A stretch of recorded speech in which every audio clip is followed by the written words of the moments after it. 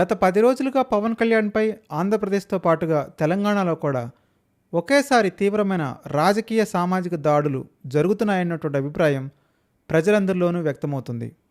ముఖ్యంగా ఆంధ్రప్రదేశ్లో వైసీపీకి చెందిన కొందరు కాపు నాయకులు తీవ్రాతి తీవ్రమైన విమర్శలు చేస్తుండగా, తెలంగాణలో తెలంగాణవాదులు, వామపక్షవాదులు, కొందరు జర్నలిస్టులు, రాజకీయ విశ్లేషకులు పవన్ కళ్యాణ్ను లక్ష్యంగా చేసుకొని దాడులు చేస్తున్నారా అనేటువంటి ఉద్దేశం ఇప్పుడు తెలుస్తుంది.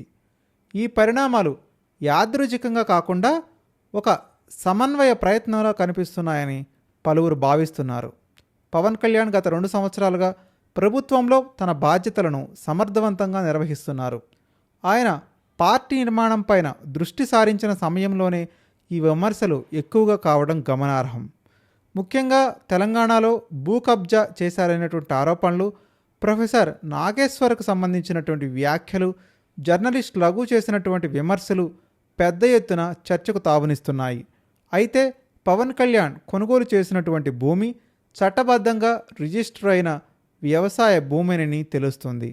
దానిని భూ కబ్జాగా చిత్రీకరించడం సరైనది కాదని కొంతమంది అంటున్నారు. ఇదే విషయాన్ని ఆయన మద్దతుదారులు వాదిస్తున్నారు. మరొక వైపు ఆంధ్రప్రదేశ్లో కాపు సామాజిక వర్గానికి చెందినటువంటి వాళ్లే పవన్ కళ్యాణ్ని తిట్టించడం ద్వారా ఆయనకు అన్యాయం చేస్తున్నారనేటువంటి భావన ప్రజల్లోకి తీసుకెళ్తున్నారు. అదేవిధంగా కేవలం సామాజిక వర్గాన్ని బూచిగా చూయించి పవన్ కళ్యాణ్పై విమర్శలు రావటం కూడా ఒక రకమైన ఆందోళనకు దారితీస్తుంది. రాజకీయ పార్టీ నాయకుడిగా పవన్ కళ్యాణ్ అన్ని వర్గాల కోసం పనిచేయాల్సినటువంటి బాధ్యత కలిగిన వ్యక్తి. కేవలం ఒకే వర్గానికి పరిమితం అవ్వటం లేదని ఆయన చెప్తున్నా కానీ ఆయన మాటకు విలువనివ్వకుండా కొంతమంది తమ తమ అభిప్రాయాల్ని వెలియబుతుండడం గమనార్హం. ఈ 2 రాష్ట్రాల్లో ఒకేసారి జరుగుతున్నటువంటి ప్రచారాన్ని కొంతమంది రాజకీయ సామాజిక కుట్రగా చూస్తున్నారు.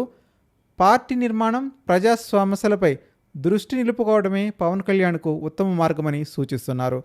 చివరికి నిజాయితీ గల నాయకత్వం ప్రజల మద్దతుతో ముందుకు సాగుతుందని, ప్రస్తుతం ఎదురవుతున్న విమర్శలను అధిగమించి పవన్ కళ్యాణ్ ఆంధ్రప్రదేశ్ రాజకీయాల్లో మరింత ప్రభావవంతమైన వ్యక్తిగా ఎదుగుతారని కొంతమంది ఆశాభావం వ్యక్తం చేస్తున్నారు. మీరు కూడా మీ విలువైన అభిప్రాయాన్ని కామెంట్ రూపంలో తెలియజేయండి. మీరు పవన్ కళ్యాణ్ పైన జరుగుతున్నటువంటి రాజకీయ సామాజిక దాడిని సమర్థిస్తారా, వ్యతిరేకిస్తారా? ఇటువంటి దాడులు రాజకీయంగా, సామాజికంగా మంచివి కాదు కదా. మీరు కూడా మీ విలువైన అభిప్రాయాన్ని తెలియజేయండి. మరిన్ని మంచి వీడియోలతో మీ ముందుకు వస్తాను. అంతవరకు సెలవు. నేను మీ కౌండిన్య, సైనింగ్ ఆఫ్.